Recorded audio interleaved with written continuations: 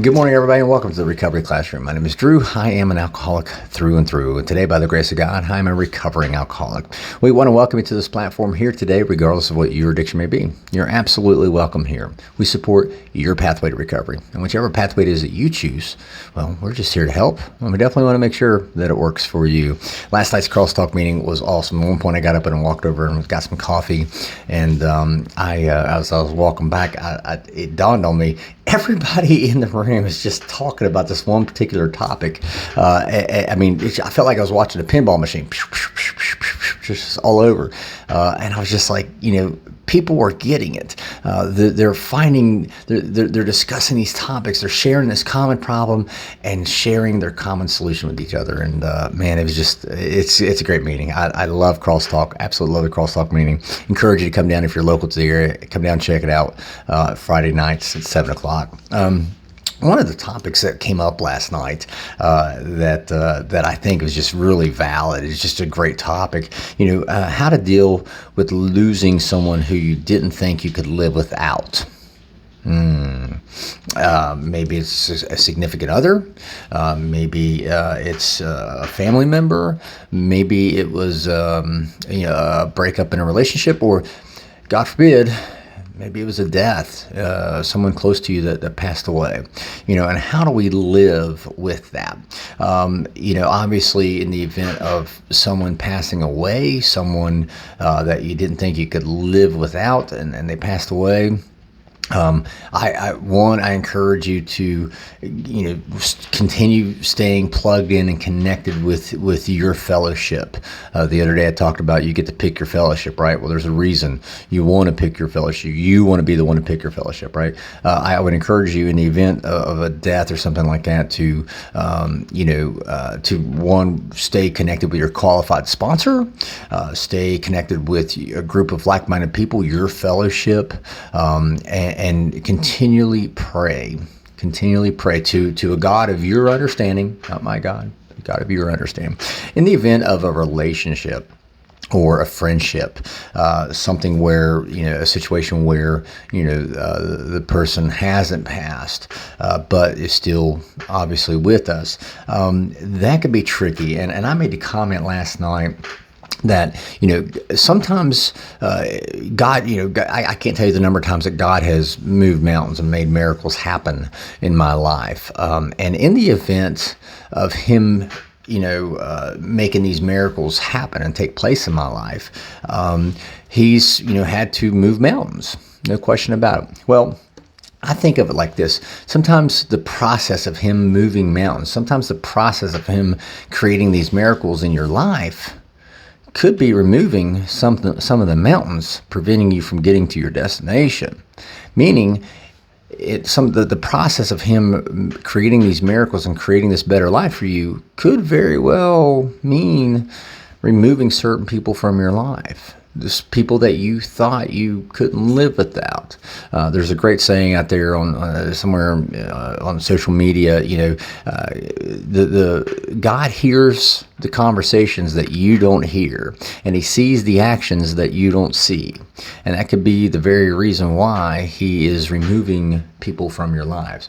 Just because somebody leaves your life doesn't necessarily mean it's a bad thing. Matter of fact, I am proof positive that, you can have people leave your life and you're still going to be okay. It's not the end of the world. Sure, it may be tough. Sure, it may be a very emotional period for you. That goes without saying. And that's perfectly normal and natural to experience those emotions whenever maybe we separate from a significant other, maybe we lose a friendship that we had for a really long time. I get it. No one would ever question that. But again, I always go back to, I can't tell you the number of times God has positioned things, no matter how bleak and how bad things might have looked in my life at that particular time. God, my God, the God of my understanding, He is actually positioning me for things beyond that, beyond what I'm seeing. I'm just looking at what's immediately in front of me. God's looking at the things that are on the other side of that mountaintop. right? God's looking at the things that are on the other side of that ridge that I've got to get over. And so I understand how, again, it can be an emotional time. It can be a very stressful time. It can, in some cases, even lead to a trigger to a relapse. That's possible too. That again, I would want to encourage you, stay connected with like-minded people. Stay, when even now, I'm 2.5 years in, even now when things get troublesome, when I start overthinking things, or I start getting worried about things, I'm really stressed out or whatever, the first thing I do is I pour myself in to my fellowship. Period. I will call the guys up, and there's a whole slew of us. We all run around and get in trouble together. I'll call the guys and gals up, and I say, hey, let's go to the mall. Let's go to the Waffle House. Let's go to wherever. Let's go do a meeting. Let's go catch a meeting. I make sure I pour myself into that fellowship whenever I get stressed. And again, the event of losing someone can definitely be a stressor. You can change your friends, so to speak, as far as who you associate with. There's a great saying, you can't change your friends, but you can change your friends.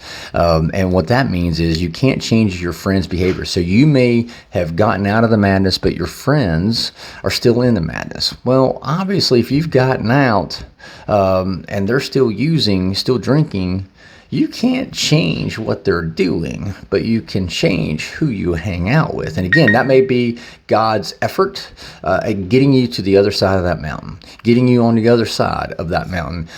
Sometimes all we see is just a mountain, whereas what he sees and where he's trying to take us is to the other side of that mountain. So I want to encourage you today, just when things look bleak, when things look rough, when things look bad, hang in there. Again, surround yourself with like-minded people. Pour yourself into your fellowship, and stay connected again with your qualified sponsor, with those people who have your best interest at heart. Because sometimes you could just be looking at the mountain and not looking at what's on the other side. So with that being said, I'll let you guys go. I want to thank you guys for letting me come in and share 5 to 10 minutes of your day with you.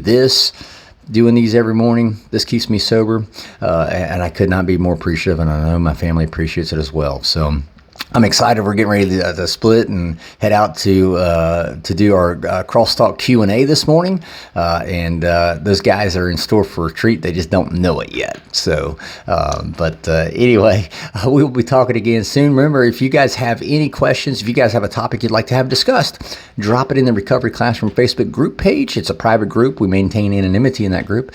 Or you can email me directly, Drew, DREW, at recoveryclassroom.org. We'll be talking again soon, guys. Remember, you can't get drunk if you don't take that first drink.